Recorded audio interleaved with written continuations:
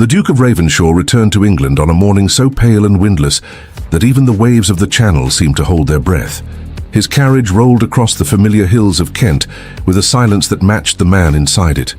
Adrian Hawthorne, 32, decorated for bravery, feared for his restraint, admired for his discipline, carried the air of someone who had left more of himself abroad than he had brought home. His gloved hands rested on his knees, motionless save for the faint, unconscious twitch of a muscle near his thumb, one of the few remaining betrayals of a man who had spent too long commanding others to hide everything. They said he had returned cold as ice, and perhaps it was true. The war had emptied him, hollowed him, shaped him into something made of marble and duty. He spoke little, slept even less, and if he felt anything at all upon seeing the shores of England rise in the mist, he did not allow it the courtesy of a name. Ravenshaw Manor rose before him like a memory he did not fully trust.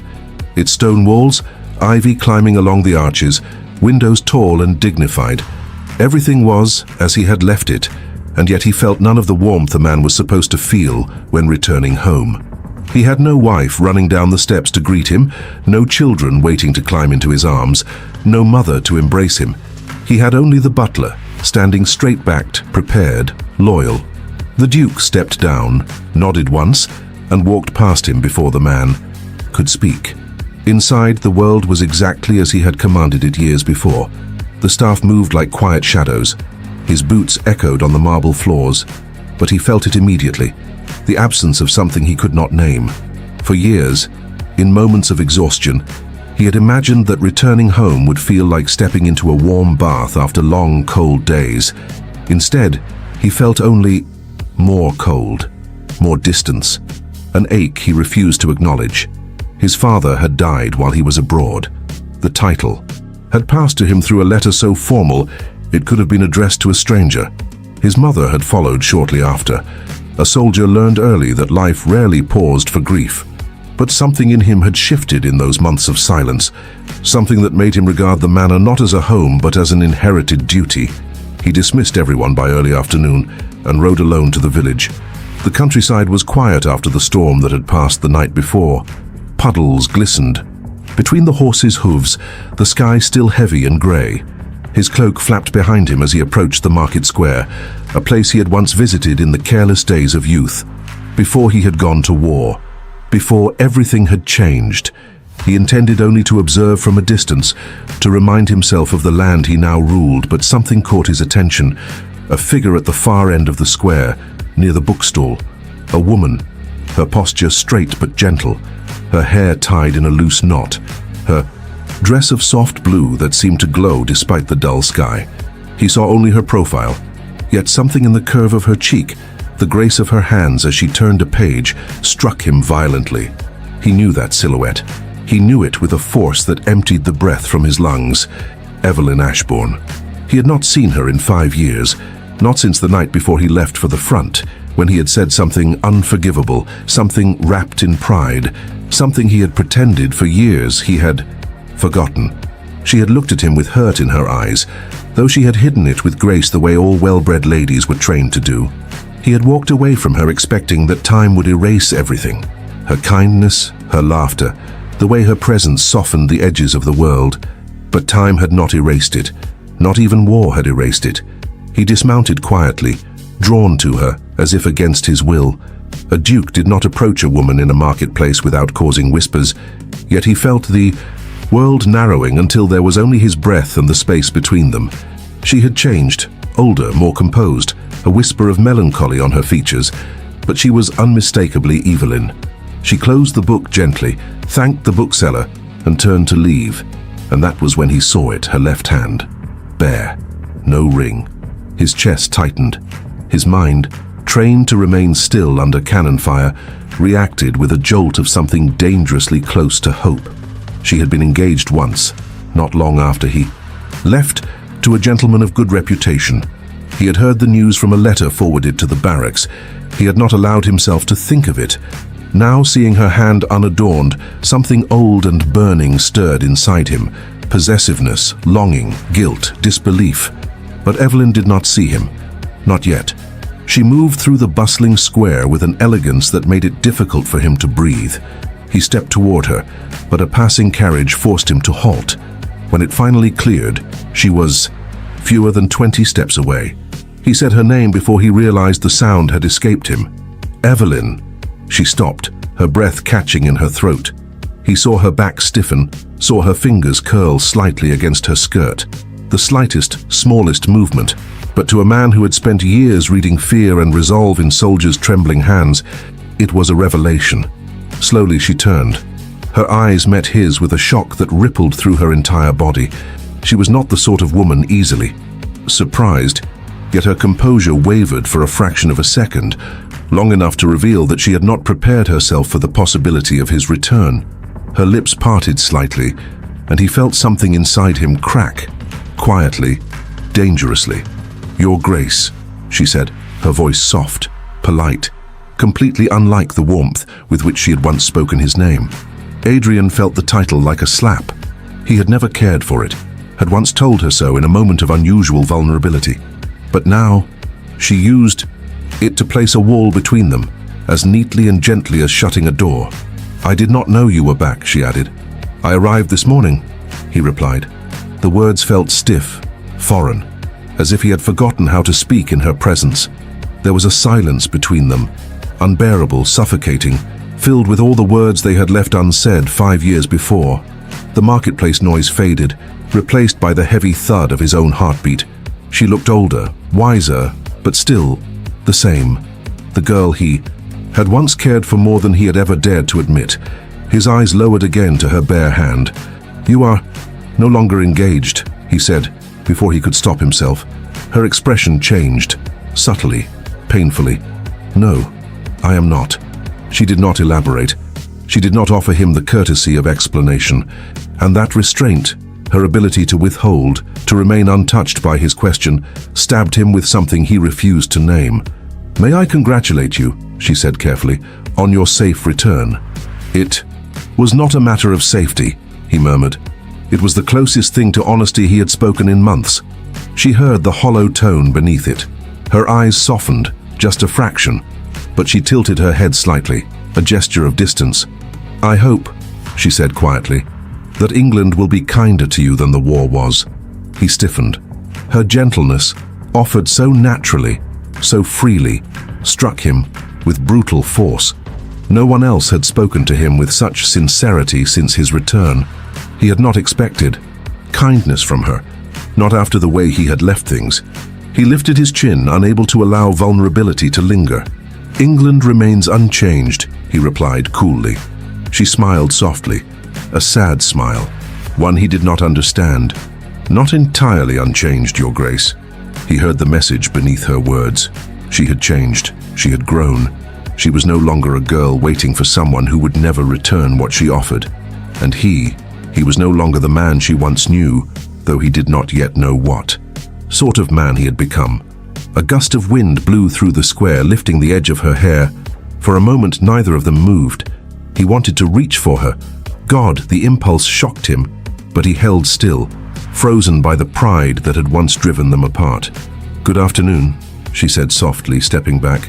He knew she was about to leave him again. "Evelyn," he said, the name slipping out with more desperation than he intended. She paused, startled. He swallowed. "May I call on you?" Silence. Her eyes lowered. "I believe that would not be wise, Your Grace." The rejection sliced through him, but he remained motionless, expression calm, voice cold. The training never failed him. "I understand," he said, though he did not. She curtsied gracefully. "Welcome home." And then she walked away. He stood in the marketplace long after she had gone, the noise of the town slowly returning around him, but he heard none of it. His gaze had fallen once more to the place where she had stood, and in that space, he felt something he had not felt since before the war. Emotion, sharp, unwelcome, and utterly beyond his control. He had returned from battle cold as ice, but seeing her without a ring had done something to him, something irrevocable. And for the first time since he had set foot back on English soil, the Duke of Ravenshaw felt the one thing he had sworn he no longer possessed. Fear, not of war, not of death, but of her, and of what she still meant to him. Adrian rode back to Ravenshaw Manor with a heaviness that clung to him like the damp mist rising from the fields. Evelyn's presence, her voice, her altered composure, her ringless hand, followed him with a persistence he could neither command nor dismiss. He felt her silence inside his chest, as if she had left a quiet mark there with the simple refusal of allowing him to call on her. No soldier, no commander, no duke was prepared for the way a woman's calm dismissal could wound him more deeply than any blade. The manor appeared through the trees, solemn as always, but something about it felt smaller than he remembered. Or perhaps he had grown larger in other ways, harsher, colder, less willing to fit back into the world he had abandoned. His horse slowed as they approached the gates.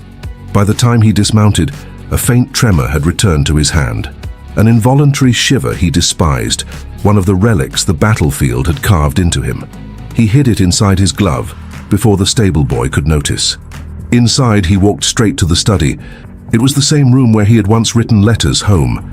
Letters filled with things he could never say aloud, confessions he never sent, drafts torn apart or burned before they could reach anyone, especially her. The large oak desk stood untouched, a thin layer of dust where no one had dared disturb his belongings. He brushed a finger across its surface, remembering a winter evening long before the war, when Evelyn had stood beside him here, laughing softly at something he had said, her breath warming the cold edges of the room. He sat down, the chair groaning faintly under the shift of his weight. He pressed his palms together, elbows on the desk, and lowered his head, a gesture he never allowed anyone to witness.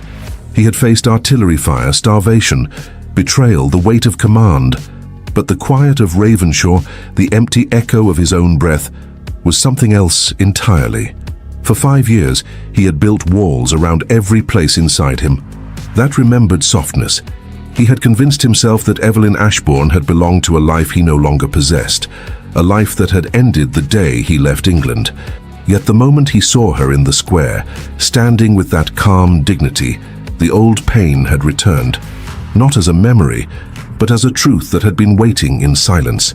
He had hurt her, badly. He had never allowed himself to revisit the details, but now, against his will, the memory rose.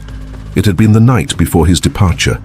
A storm had raged outside Ravenshaw, thunder echoing against the cliffs. She had come because she refused to say goodbye through a letter. She had stood in his library, soaked from the rain, eyes bright with fear and affection, and told him, quietly, bravely, that she wished him safe return, that she wished she could go with him, that she feared she would lose him forever. He had listened in utter stillness. And then, God, what a fool he had been. He had said words that froze her where she stood. "You will forget me."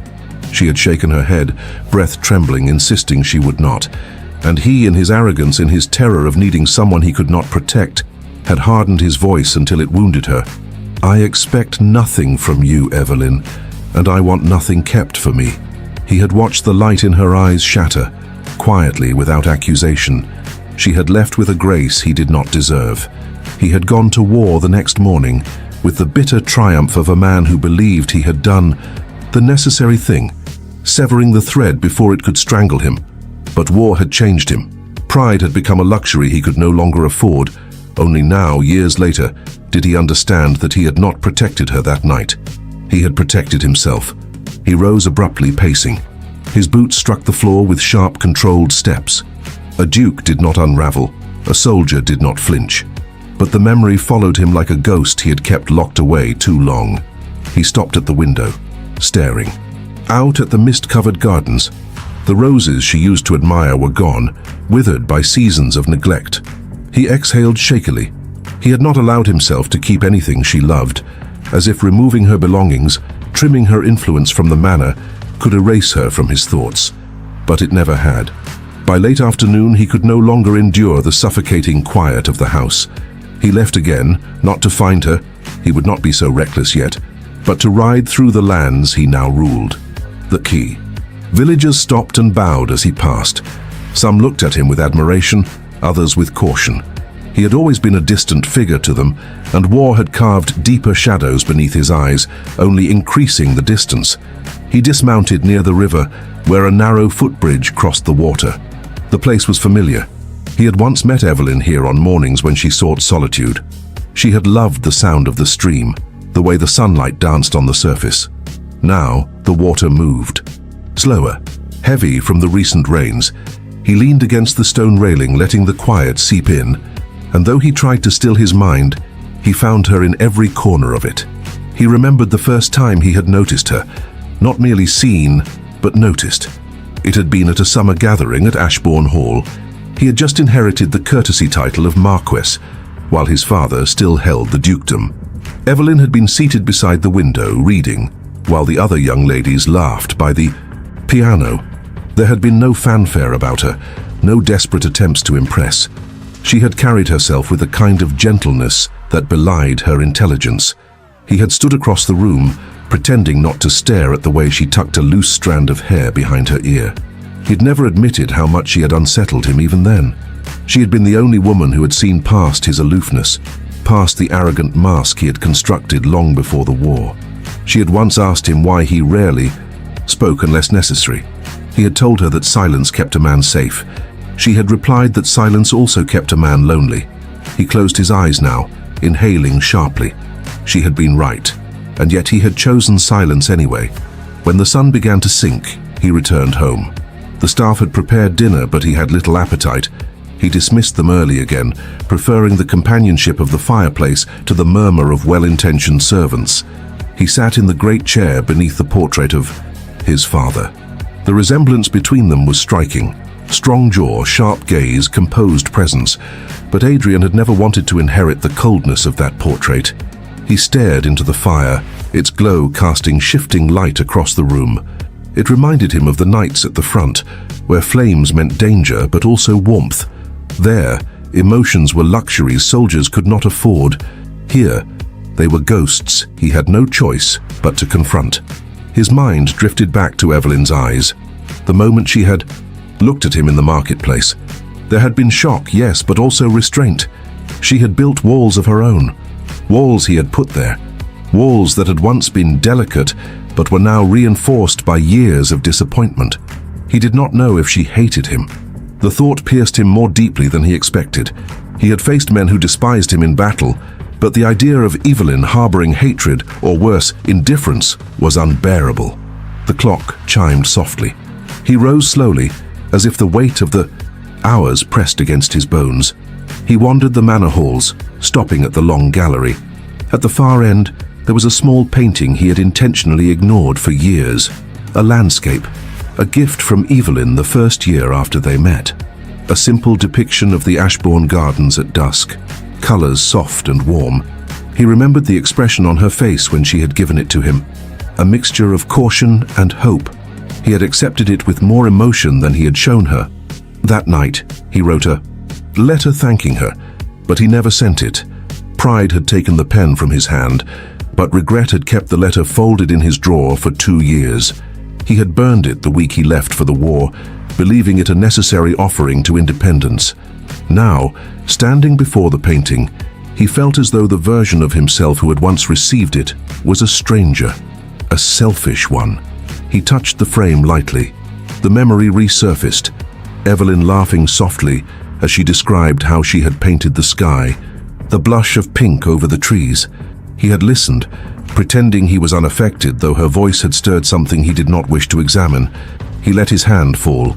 He turned away abruptly, the echo of his heavy footsteps following him down the hall. He did not know what he intended to do the next day, only that the war within him had begun to shift. For years, he had believed the battlefield had shaped him into a colder, stronger man. But seeing Evelyn had awakened something he had buried too deeply, the ability to feel. And feeling, he realized with a quiet sort of dread, posed a far greater danger than any weapon. He slept poorly. Dreams came in fragments of smoke, footsteps, her voice calling his name through rain. When morning broke, grey and heavy, he descended to breakfast earlier than usual. The staff exchanged cautious glances. They were unused to seeing him restless. In an uncharacteristic impulse, he asked for the carriage. He told himself he intended only to visit the parish council about estate matters. But he knew, even as he settled inside the carriage, what he truly hoped, that fate, or whatever force governed the movements of people, would grant him another glimpse of her. When the carriage reached the village, he stepped out without waiting for assistance. His presence drew immediate murmurs. Some men bowed, some women curtsied, but he paid them no mind. His gaze searched the streets with a quiet urgency he pretended he did not feel. He saw her. She was speaking with Mrs. Pembroke, the baker's wife, near the fountain. Evelyn's posture was calm, her smile gentle. She carried a small parcel wrapped in linen, likely bread or tea. The breeze moved her hair, and sunlight brushed her cheek in a way that stole his breath. He froze, not because of her beauty, but because of what it did to him, because of the old wound beneath his ribs that pulsed whenever she was near. He remained perfectly still, watching her, wanting her, and knowing he had no right to either. For the first time since returning to England, the Duke of Ravenshaw felt something dangerously close to yearning. And yearning, for a man who had once survived by denying himself everything tender, was a threat he understood all too well, a threat he could no longer ignore. The next days unfolded with a quiet tension Adrian could neither shake nor fully comprehend. He moved through his duties with the same precision that had once made him an unshakable commander. Meetings with tenants, estate decisions, correspondence with Parliament. But beneath each measured act ran a silent undercurrent, like a current beneath still winter waters. Evelyn occupied his thoughts with an insistence that both unsettled and infuriated him.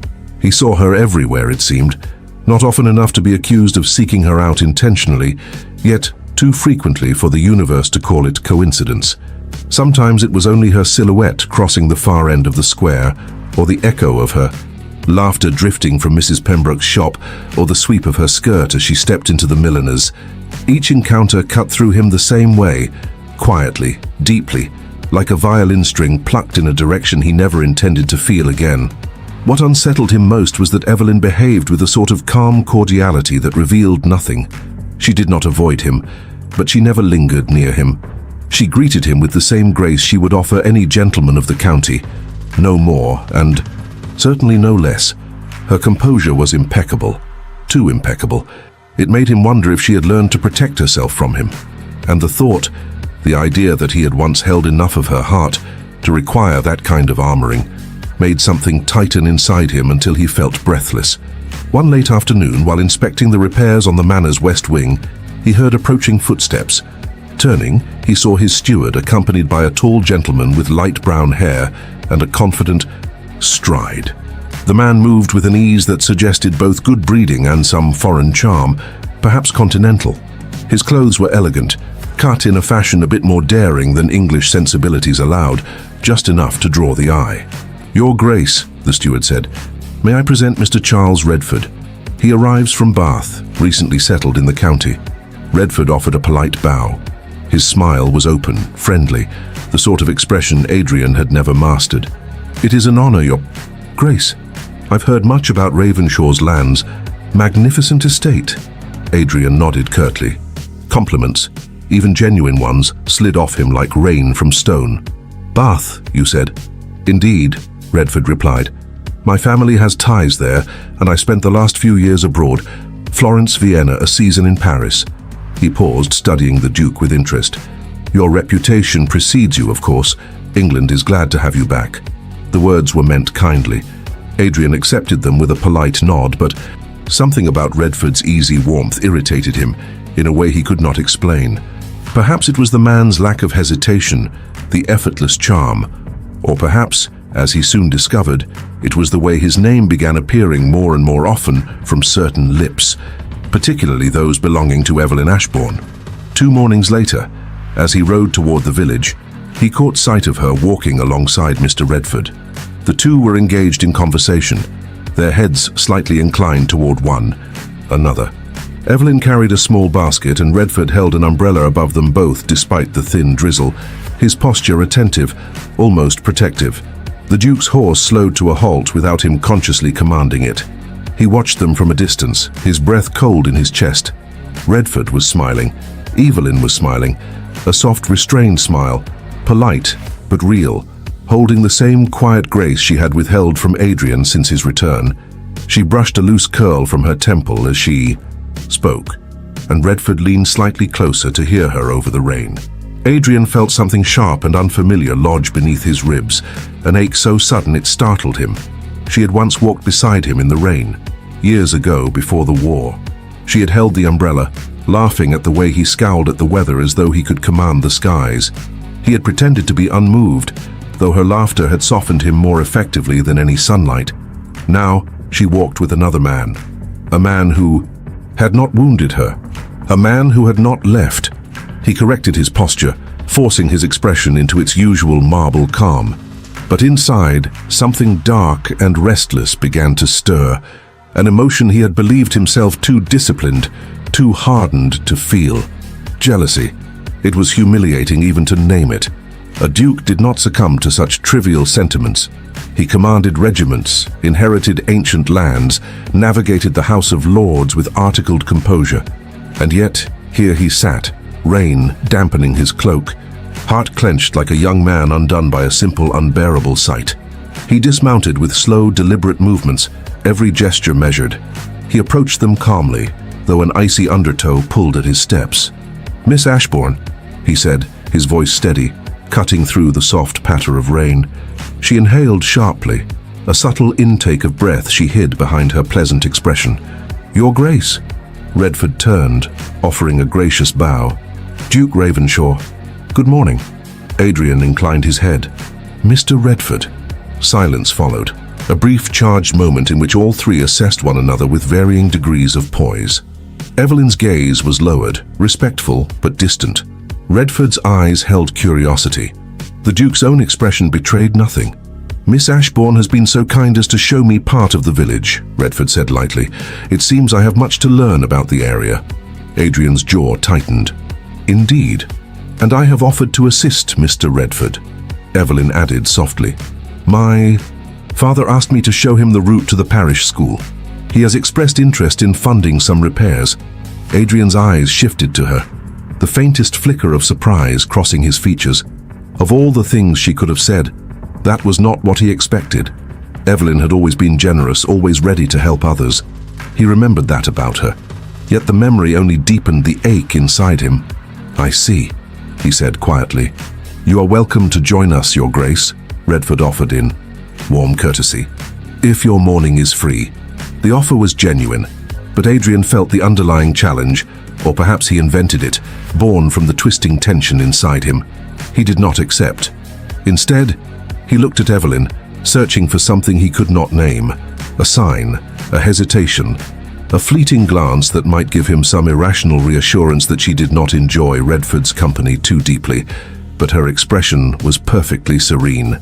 "I will not intrude," the Duke said, his tone smooth but distant. "Miss Ashbourne, Mr. Redford." He bowed his head slightly, turned, walked toward his horse with the same disciplined calm he had used to withdraw troops under fire. Only once he was mounted did he allow his composure to crack, just enough for his hand to tremble against the reins.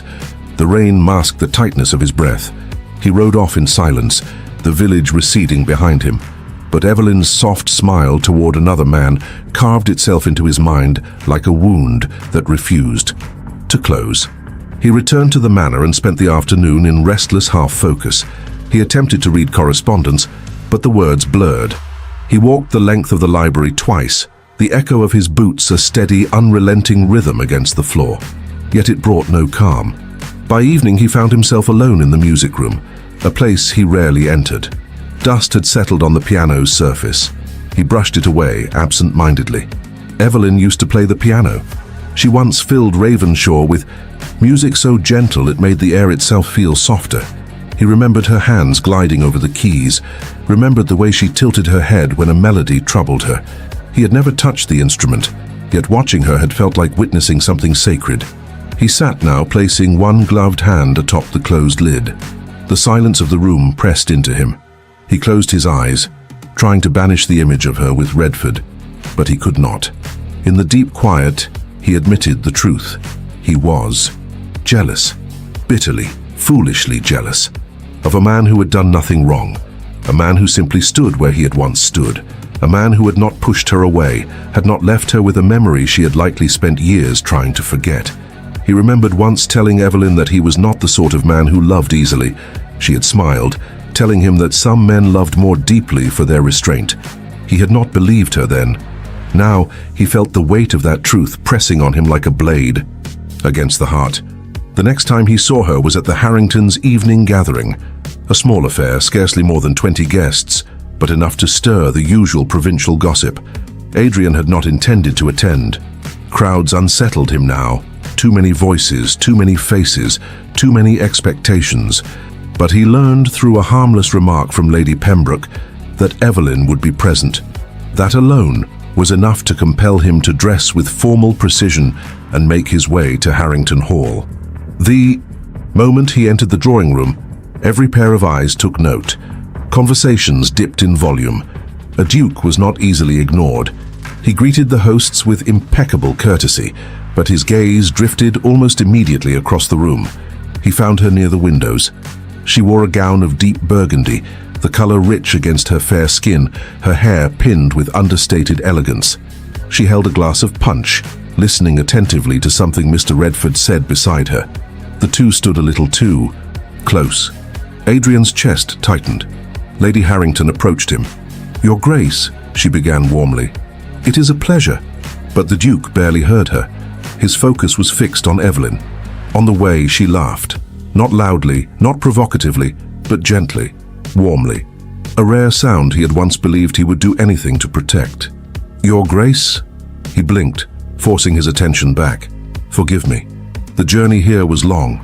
Lady Harrington studied him with interest, but drifted away, merciful enough not to. "Proiche." Adrian crossed the room slowly, every movement deliberate. He did not approach Evelyn immediately. Instead, he circled nearer to the musicians, pretending interest in the quartet. But his gaze flicked toward her often. When Redford offered her his arm and she accepted it without hesitation, Adrian's breath caught. The two walked toward the balcony doors, moving through the soft glow of candlelight like a pair who had known each other longer than a week. He felt a chill travel through him, a different cold than the one he carried from the war. This one was jagged, human, painful. The music swelled, the candles flickered, and inside the Duke something dark and deeply buried began to crack. Evelyn stepped onto the balcony with Redford, her silhouette framed by moonlight. She seemed at peace.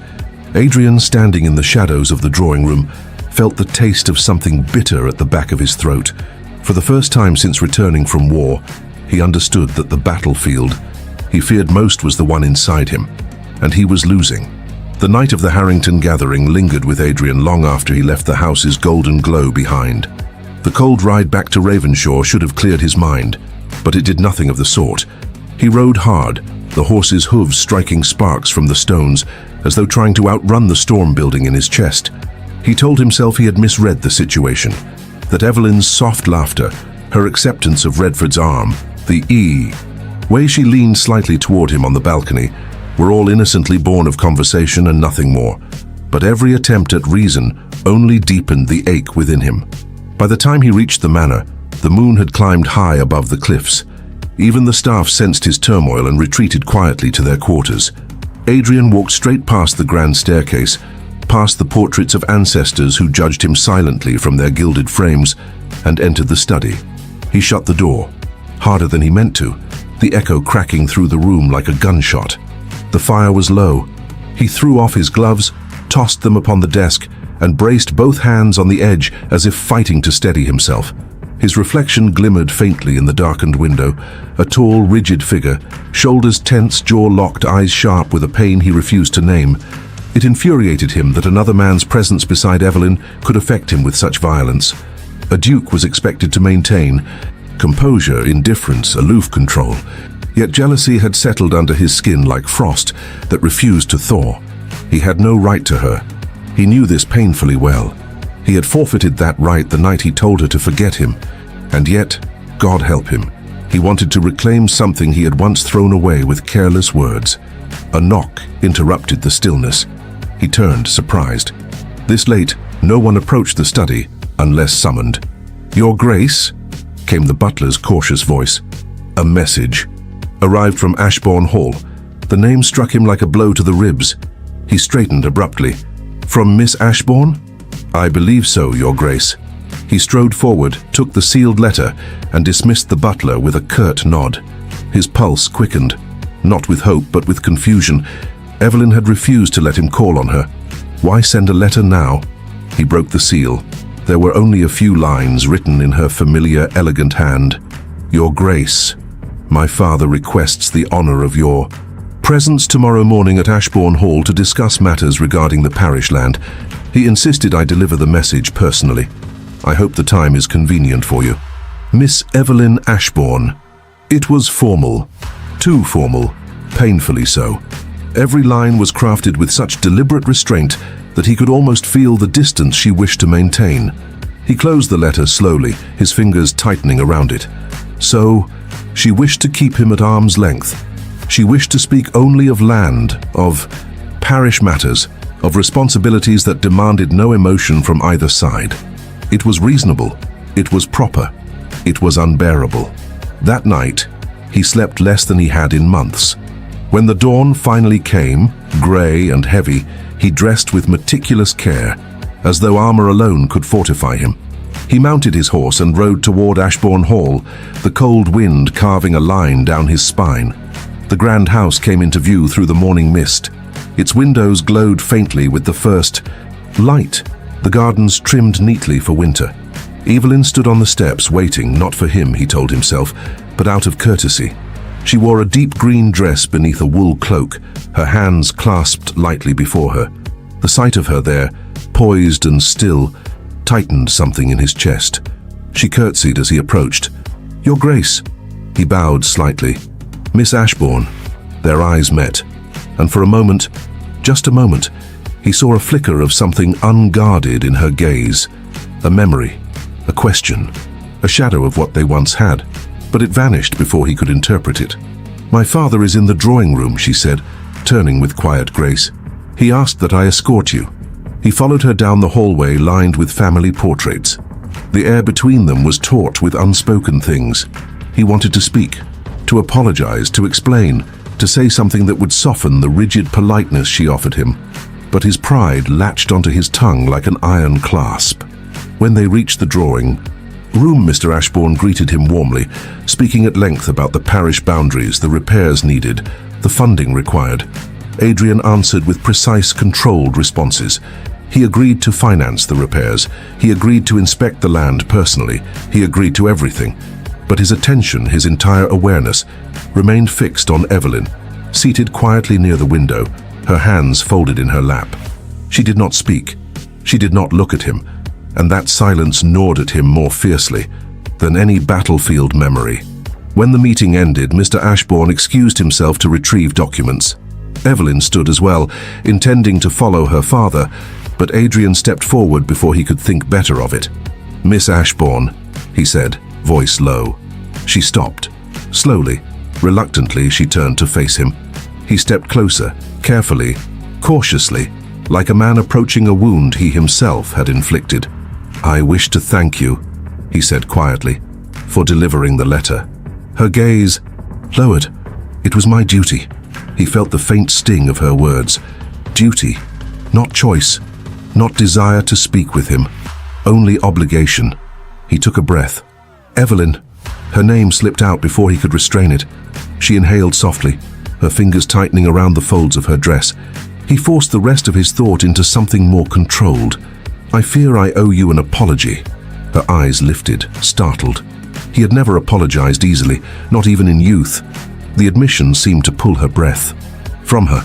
"For what, Your Grace?" she asked. "For many things," he said after a long pause, "most of which I have not yet found the courage to articulate." A faint tremor crossed her expression. Hurt, perhaps, or anger, long buried. "Your Grace, that was years ago." "Yes," he murmured, "and yet time does not absolve a man of guilt." She looked away, a shadow passing over her features. "It absolves him of relevance." His breath caught. She had wounded him, cleanly, elegantly, with the precision of someone who had spent years mastering self-control. He stepped closer despite himself. "May I explain?" "No," she said gently but firmly. "It is not necessary." "It is," he insisted, though his voice remained calm. "I spoke cruelly to you that night. I acted out of pride, out of fear." She swallowed. The soft movement of her throat was the only visible reaction. "You do not owe me an explanation." "Then allow me to offer one regardless." "Your Grace." She shook her head softly, her composure wavering. "It would change nothing." The words hit him with quiet, devastating force. Something inside him cracked, a fine, fragile fracture that ran straight through his carefully constructed calm. Before he could speak again, Mr. Ashbourne returned, and the moment collapsed like a fragile glass dropped to the floor. Evelyn turned away at once, stepping toward her father. Adrian stood rooted to the spot, every muscle taut. The meeting concluded shortly.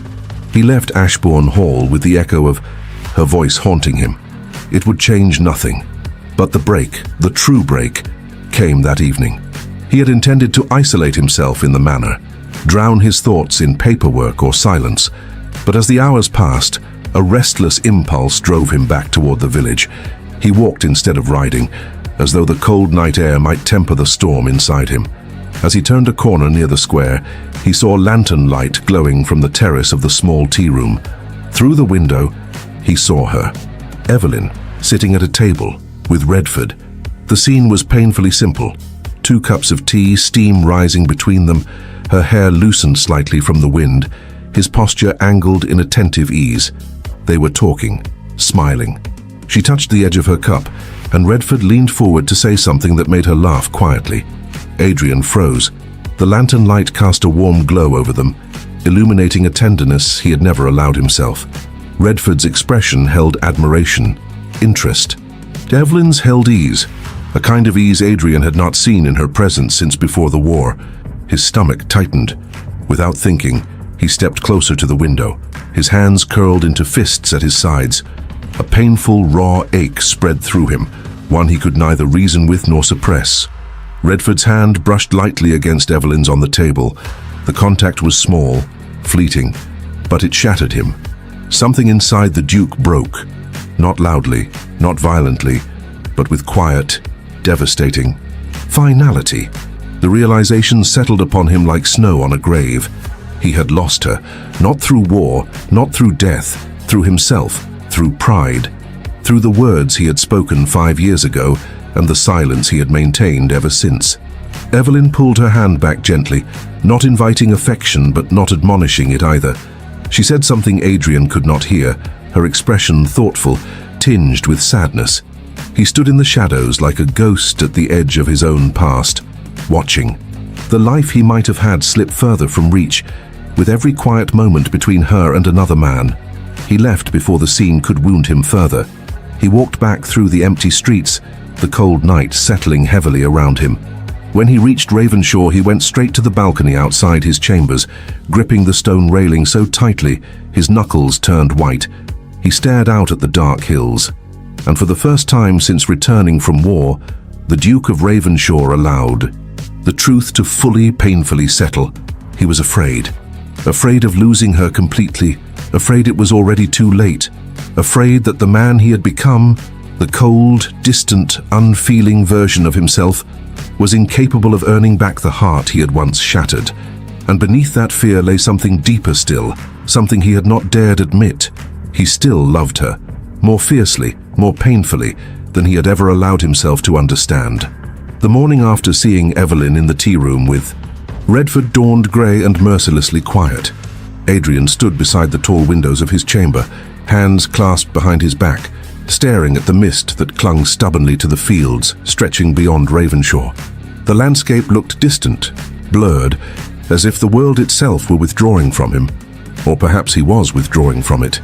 He felt hollow, as though a piece of himself had splintered off during the night and left him incomplete. The image of Evelyn laughing softly in the glow of candlelight, sitting across from another man, had carved itself into him with cruel precision. He had endured battlefields, explosions, ambushes, starvation, but none of those trials had wounded him with the sharp, delicate brutality of that simple sight. For the first time since his return, he felt truly exhausted. Not the physical exhaustion of a soldier, but a deeper, quieter fatigue. the kind that seeped into the soul. The war had taken much from him, but he had believed he could rebuild, restore, return. Seeing Evelyn with someone who did not carry the weight of 5 years of mistakes showed him what he had refused to accept. Some losses were permanent. He did not attempt to see her that day, nor the next, nor the one after. He withdrew, first from the village, then from society entirely. He filled his days with estate matters that demanded none of his heart, overseeing the harvest accounts, reviewing contracts, inspecting stables, riding the perimeter of the property with an intensity that alarmed the staff. But no amount of discipline could drown out the memory of Evelyn's soft smile offered to another man. The more he resisted his emotions, the more fiercely they rose. Late one evening, after the manor had fallen silent, he found himself alone in the gallery of portraits. The candle he carried cast flickering light across the faces of long-dead Hawthorns, dukes and duchesses, earls and viscountesses, men and women who had played their roles with varying degrees of success and failure. But it was the portrait of his mother that drew him. She had been a gentlewoman, too gentle for the rigid world she had married into. She had died while he was away. Her final letter to him never answered. Her eyes in the portrait held a softness he had not inherited. Standing before her image now, he felt a quiet ache. His mother had once told him, when he was barely 15, that a man who feared tenderness would never find peace. He had not understood then. He understood. Now, he traced a gloved finger lightly along the edge of the frame. "I have ruined everything," he whispered, though no one was there to hear him. Everything. The words felt foreign, yet undeniably true. In the days that followed, he did not see Evelyn, even by accident. Perhaps she avoided the village when he visited. Perhaps fate succeeded where he failed. Or perhaps Redford had begun escorting her more frequently. Adrian's imagination tortured him with possibilities he could not bear to dwell upon. Eventually, the whispers reached him. He overheard 2 maids speaking near the servants' corridor. "They say Mr. Redford is quite taken with Miss Ashbourne, and she with him, I heard. They make a handsome pair." He had turned away before they could finish, the injury too fresh, too deep. Another afternoon, he overheard 2 gentlemen at the club murmuring, "Redford's intentions seem serious. Ashbourne is a respectable match." Indeed, and Miss Evelyn seems to enjoy his company.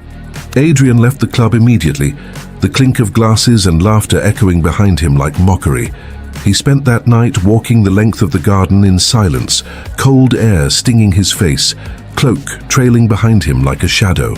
A storm brewed overhead, one of those unending English tempests that threatened rain but held back, as if savoring the tension. He walked through the hedges, past the fountain that had once made Evelyn smile during a garden party years ago. He remembered how she had dipped her finger into the water, laughing at the cold, and how he had pretended to be unaffected, though he'd felt her laughter like sunlight. Now, everything about Ravenshaw felt haunted by her memory. Every room, every path, every melody that drifted from the music room when the staff played in the afternoons. Everything was touched by her presence, though she had not stepped foot in the manor for years. By the time the storm finally broke, pouring rain onto the stone terraces, he was soaked to the bone but did not return inside. The rain felt almost purifying, if pain could be counted as cleansing. The next morning, he received a letter from Mr. Ashbourne requesting his signature on the parish funding he had promised. Adrian signed it with a hand slightly unsteady from lack of sleep. He returned the letter immediately, resisting the urge to add a note for Evelyn. He had no right to her attention anymore. Every attempt he had made to reach her had been met with gentle but unmistakable distance.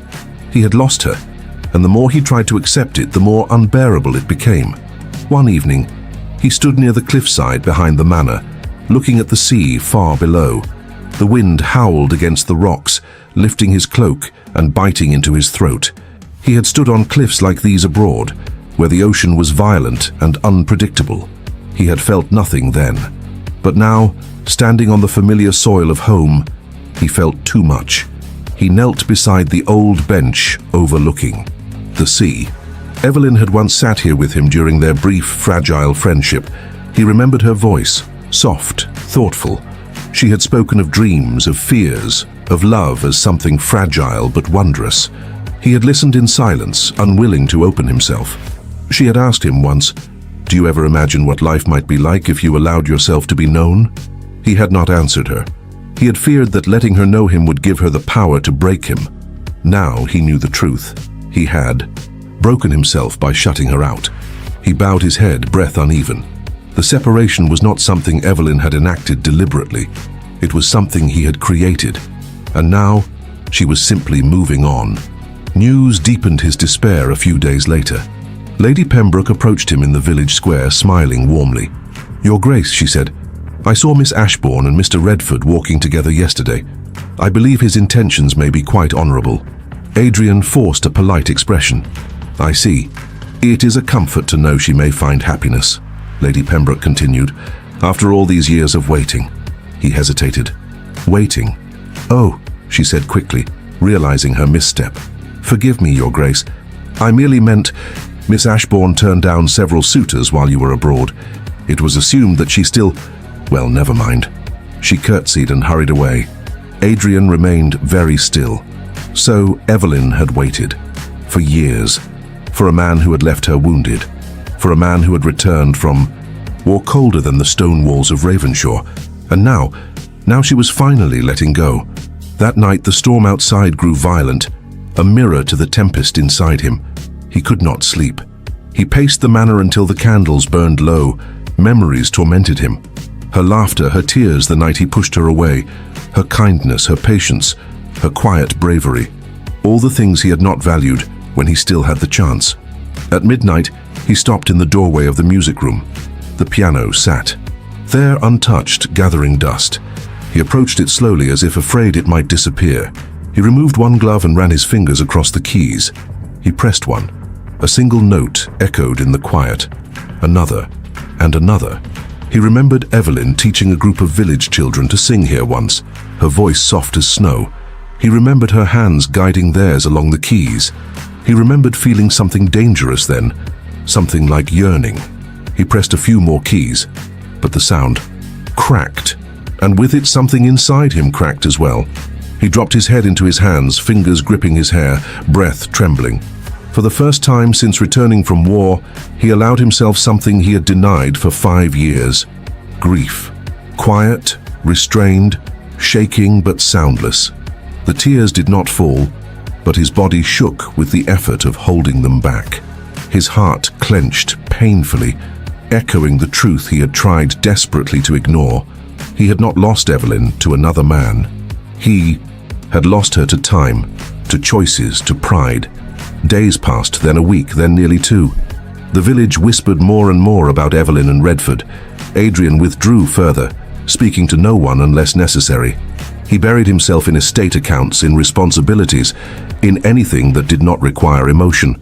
But the separation, the distance he had created, the distance she now reinforced, hunted him. One evening, after a long council meeting in London, he returned home late. The journey had been cold, and the streets of London had offered no distraction from the weight in his chest. He stood outside Ravenshaw, staring at the windows glowing softly in the dark. Yet the house no longer felt like home. It felt like a mausoleum, built of memories he could not escape. He walked the grounds restlessly, still unable to enter. The fog sat thick over the hill, muting even the sound of the sea. When he finally stepped inside, the butler informed him that a delivery had arrived. A parcel from Ashbourne Hall. His breath caught. He opened it with trembling hands. Inside was a book Evelyn had borrowed years ago from Ravenshaw's library. She had kept it all this time, and now she had returned it. A note rested inside the cover. "Your Grace, I discovered this while sorting through old belongings. It seemed only proper to return it to its rightful place. My apologies for the delay. Miss Evelyn Ashbourne." He stared at the note until the edges blurred. It was not hostility. It was not affection. It was something infinitely worse. Finality. That night he stood in the rain outside the manor, letting the storm soak him completely. He remained for almost an hour, unmoving, as if willing the cold to carve numbness into him. He did not know what he would do next, but he knew one thing with painful clarity. He could no longer remain this version of himself, this ghost wandering Ravenshaw's halls. If he did nothing, he would lose her forever. And the thought of that loss, permanent, irretrievable, was something even a soldier could not survive. The night after Evelyn returned his book, Adrian made a decision, one he did not speak aloud, one even he barely understood. It formed slowly, painfully, like a bruise beneath the skin. He could not continue as he had been, walking the corridors of Ravenshaw like a spectre, pretending indifference while each breath cost him something deeper. Something had to change. He spent the rainy morning in silence, watching the storm lash against the windows.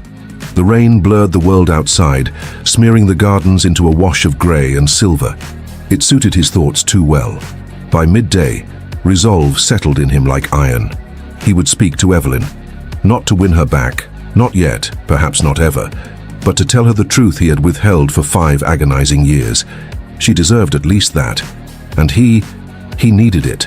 Whether she forgave him or not, whether she loved another man or not, he had to face the break he himself created. He rode to Ashbourne Hall that afternoon, the road slick with rain, the horse's hooves sending up small sprays of mud. He felt the familiar armor sliding over him, his posture straightening, his expression smoothing, his mind preparing for the confrontation. Not the confrontation of anger, but of vulnerability, of truth. When he reached the estate, the rain eased into a fine mist. The house stood still and elegant, with lamps beginning to glow in the windows as evening approached. He dismounted, gave the reins to the stable boy and ascended the steps. But when the door opened, he did not find Evelyn. He found Mr. Ashbourne. The older man's expression shifted from polite surprise to mild concern. "Your Grace," he greeted, "this is unexpected. Is there some urgent matter?" Adrian hesitated. "I wish to speak with Miss Ashbourne." Mr. Ashbourne shifted uncomfortably. "Ah, I am afraid she is not at home this afternoon." A beat. "Is she visiting the village?" Adrian asked quietly. "No." The answer came too quickly, too clipped. Then the older man sighed, softening. "Your Grace, forgive me. Evelyn has gone to stay with her aunt for a time. A visit, long overdue. A visit, a departure, a separation." Adrian's breath stilled. His pulse beat once, slow, heavy, before steadying into something tight and controlled. "Is she well?" he asked. "She is reflective," Mr. Ashbourne admitted. "She has been troubled, I think, torn. She does not speak of it, but a father knows." Adrian's chest tightened. Mr. Ashbourne looked at him with a gentleness Adrian did not expect. "If I may speak plainly, Your Grace, you and Evelyn share a history that still lives in her. She feels it deeply, but she is afraid." Adrian swallowed. "She has reason to be." A long pause settled between them, filled only by the soft patter of rain. "Your Grace," Mr. Ashbourne said quietly, "my daughter waited years for a man who never offered certainty. Then that same man returned colder than winter itself. Can you understand the confusion she now feels?" Adrian closed his eyes briefly. A painful breath escaped him. "Yes," Mr. Ashbourne nodded. "I do not know what you intend, but I ask you, as her father, not to awaken her feelings if you do not intend to nurture them." Adrian's voice was barely audible. "I intend nothing but what is right for her." Mr. Ashbourne studied him a long moment. Then he stepped aside. "Then I wish you clarity, Your Grace, for both your sakes." Adrian bowed his head and left. He did not go home immediately. Instead, he rode aimlessly through the countryside until the mist thickened into fog.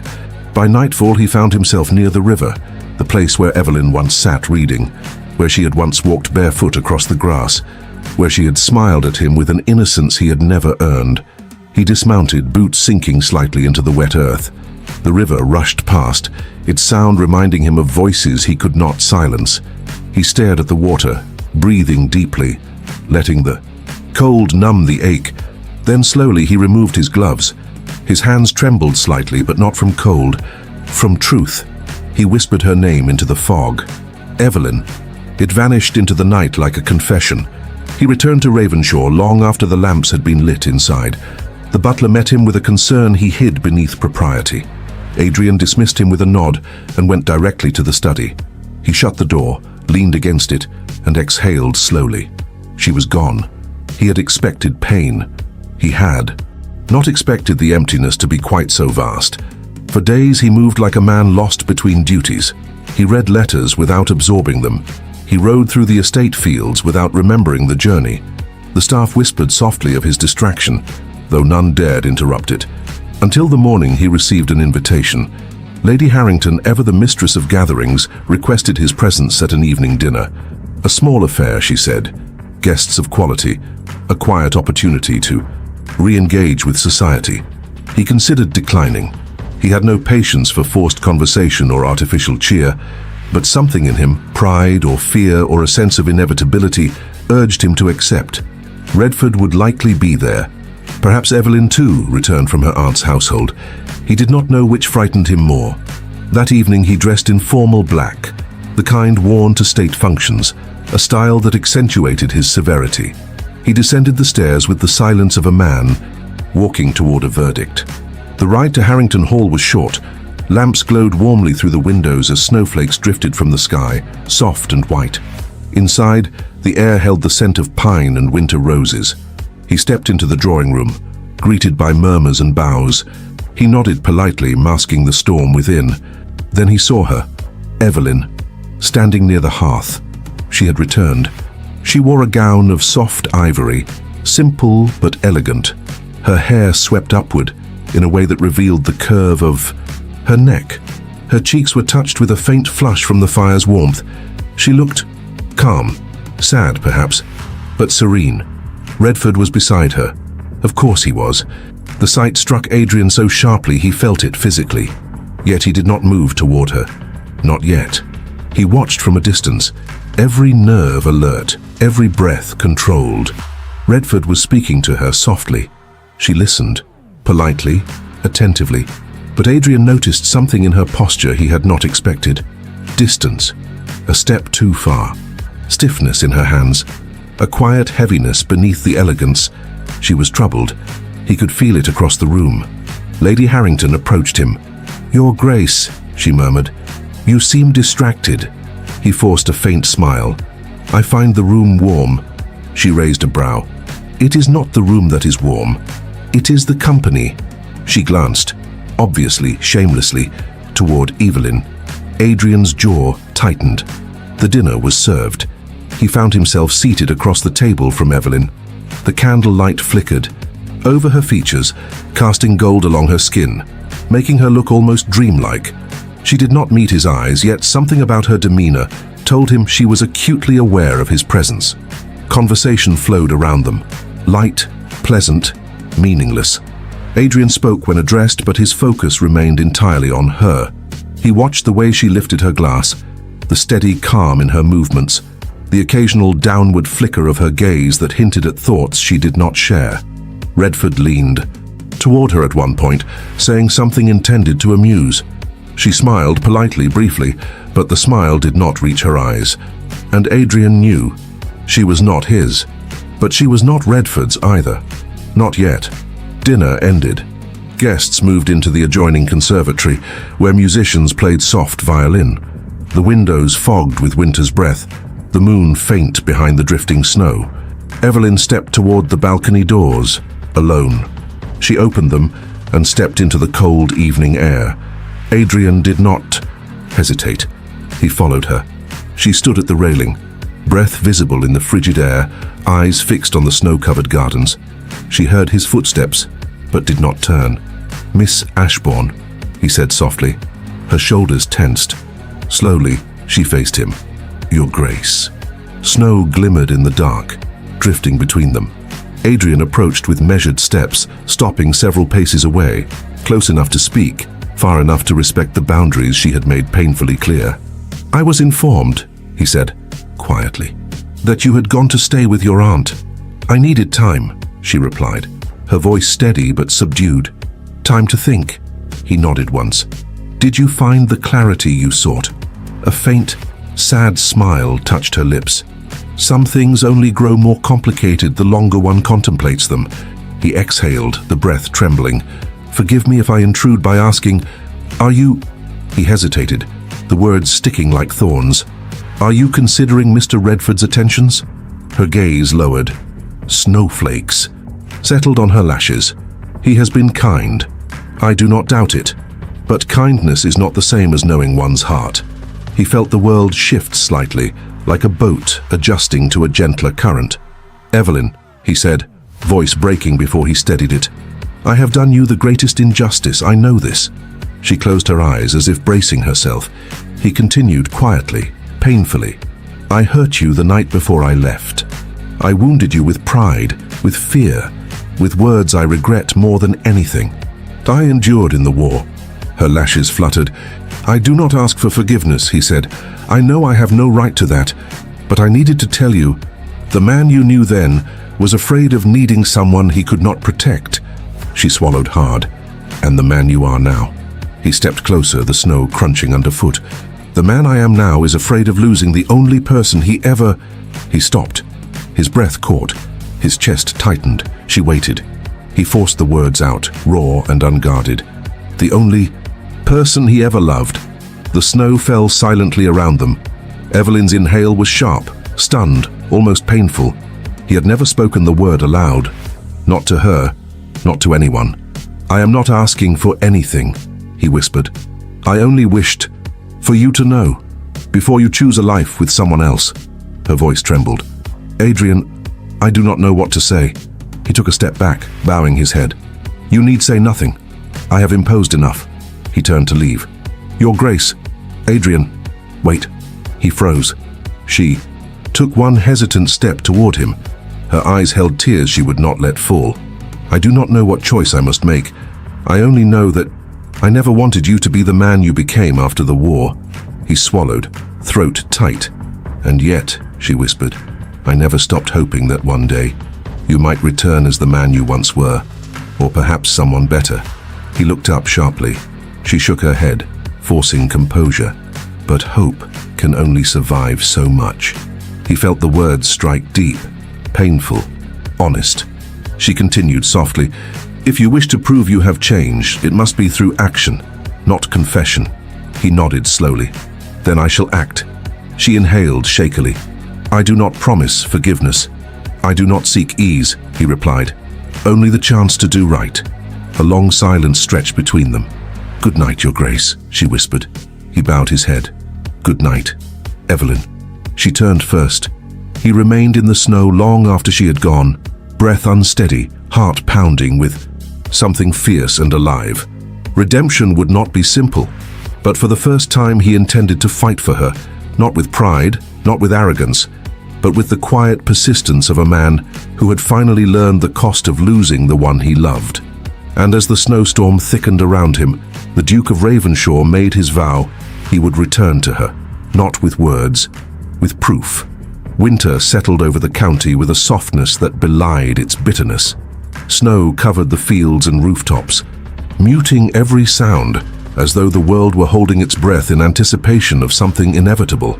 For Adrian, the days following his conversation with Evelyn felt like a quiet reckoning, each morning weighed with the knowledge that he had finally spoken the truth, and each night haunted by the fear that it had come far too late. He acted. He began with small gestures, never directed at her directly, respectful of her boundaries, mindful of the fragility of the ground between them. He visited the parish school himself, ensuring the repairs he had promised were underway. He met with the village council, offered support to families struggling after the early frost-ruined part of the harvest, and opened Ravenshaw's storehouses in a move that startled even his own steward.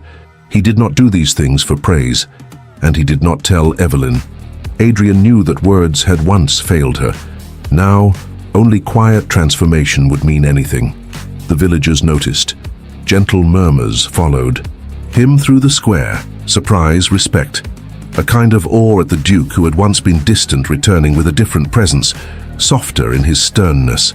Yet none of this eased the heaviness in his chest. He had not seen Evelyn since the night of the snowfall. Her absence gnawed at the edges of his resolve. Perhaps she needed time. Perhaps she needed distance. Perhaps she wished never to see him again. He forced himself to accept each possibility in silence. But fate, or something like it, intervened. One late afternoon, as the sun began to set in pale gold over the frozen river, Adrian rode into the village to deliver documents to the blacksmith. The air was still, clouds tinged with pink. A faint trail of smoke drifted from chimneys. The winter hush made everything feel suspended. As he passed the bookshop, he saw her. Evelyn stood near the window, her cloak wrapped tightly around her, her breath forming small clouds in the cold. She was alone, looking at a display of newly arrived volumes. A soft strand of hair had escaped her bonnet, brushing lightly against her cheek. Her posture was relaxed, yet there was something contemplative in her stillness, something quietly troubled. His heart tightened. He dismounted before he could think better of it. His boots crunched softly in the snow as he approached. She must have sensed him, for she turned just before he reached her. Their eyes met, and something inside him broke and mended all at once. "Your Grace," she said, gently, not coldly, not like before. Her tone held something fragile, uncertain. "Miss Ashbourne." Silence stretched between them, delicate as lace. She looked down at the book in her hands, a small collection of poetry, and then back at him. He noticed the faint tremor in her fingers before she hid them in her cloak. "I heard," she said softly, "that you assisted the parish school." He blinked, surprised. "News travels quickly." "It does," she whispered, "especially when a man acts with sincerity." A breath escaped him, visible in the cold air. It was nothing deserving of praise. "Perhaps not," she said, "and yet it meant something." He swallowed. "I did not do it for meaning. I did it because it was right." Her eyes softened, but she did not speak further. She turned slightly toward the river, and he found himself walking with her, carefully, without presuming closeness. They stopped at the edge of the square, where the snow lay untouched except for the delicate imprint of distant footsteps. For several moments neither spoke, then Evelyn broke the silence. "Adrian, may I ask you something?" The use of his name, his given name, struck him with quiet force. "Yes," he said, voice low. "When we spoke on the balcony," she began, hesitating as though afraid to disturb fragile ground, "you said you acted out of fear, years ago. Fear of needing someone you could not protect." He nodded once, unable to meet her gaze. She continued, her voice trembling slightly. "And now? What does fear make of you now?" He forced himself to look at her, and there in her eyes, soft, wide, searching, he saw not accusation, but an honest plea for truth. He inhaled deeply, cold air filling strained lungs.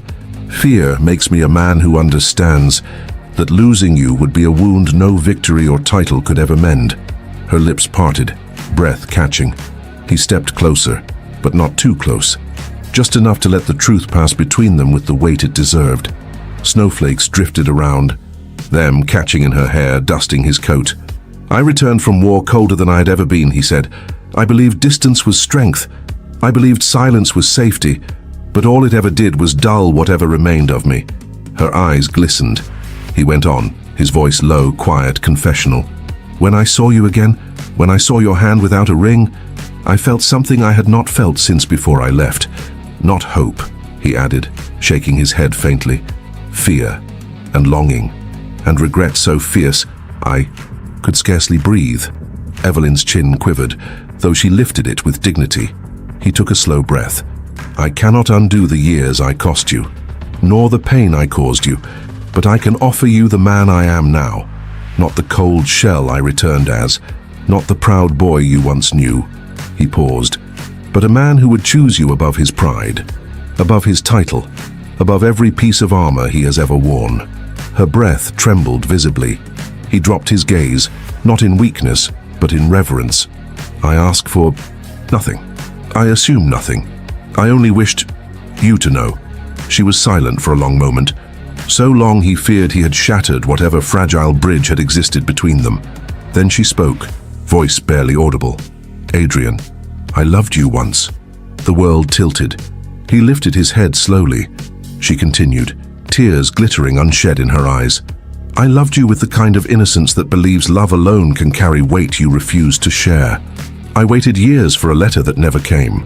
I held on to hope until it bruised me." Her throat tightened. and when you returned and looked through me as though I were a stranger, I thought I had finally been freed from the ache." His chest constricted painfully. She went on, "But then you spoke to me. You apologized. You changed." A tear escaped down her cheek. "And now I find myself afraid again." He wanted to reach for her. God, every instinct in him ached to wipe the tear from her skin, but he forced his hands to remain at his sides. "What do you fear?" he asked, voice breaking. "You," she whispered. Snow fell between them in delicate silence. "And yet," she continued, voice trembling, "I fear losing you more." He closed his eyes in anguish. Evelyn took a shaky breath, gathering strength. "You said you did not ask for forgiveness, and perhaps you are right. Forgiveness cannot be requested." She paused. "But it can be earned." He opened his eyes slowly. She stepped toward him, just a few inches, enough that he could see every fleck of gold in her irises, enough that her breath mingled with the cold air between them. "You must understand something, Adrian," she whispered. "I do not know if I can trust you with my heart again. I do not know if I am strong enough to endure another fracture." His voice was a bare whisper. "I would rather die than break you again." Her lips trembled at the intensity of his words. "You left me once," she said. "You pushed me away. If I open my heart now, do you swear you will not retreat into—" Silence again. He stepped closer. Finally close enough that their hands could brush if either dared. The snow around them muffled the world into perfect stillness. "I swear," he said, voice deep and unguarded, "on my title, on Ravenshaw, on every breath I take, Evelyn, I will never leave you again. Not in fear, not in pride, not in silence. If you ask for my heart, it is yours. If you ask for my patience, it is endless. If you ask me to prove myself 1,000 times, I will." A tear slid down her cheek.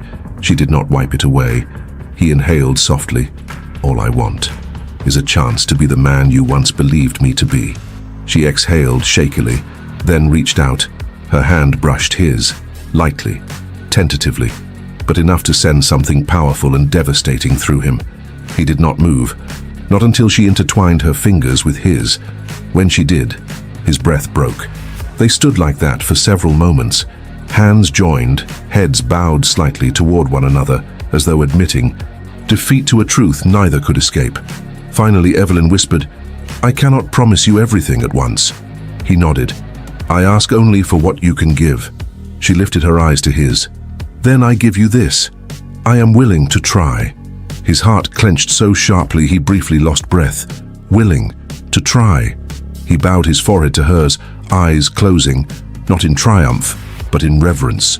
Snow fell around them in a quiet curtain. Her voice came as a whisper against the cold. "Do not make me regret this, Adrian." He cupped her hands between his, warming them gently. "I will spend every day proving you never will." When she finally stepped back, she smiled softly, shy, hopeful, fragile. The kind of smile a woman gives only once she has decided to open a long guarded door. And as Adrian watched her walk toward Ashbourne Hall, her cloak billowing in the wind, he felt the cold inside him, frozen for so many years, begin to melt. Not by fire, but by her, Evelyn Ashbourne, the only woman he had ever loved, and the only woman he would spend the rest of his life striving to deserve.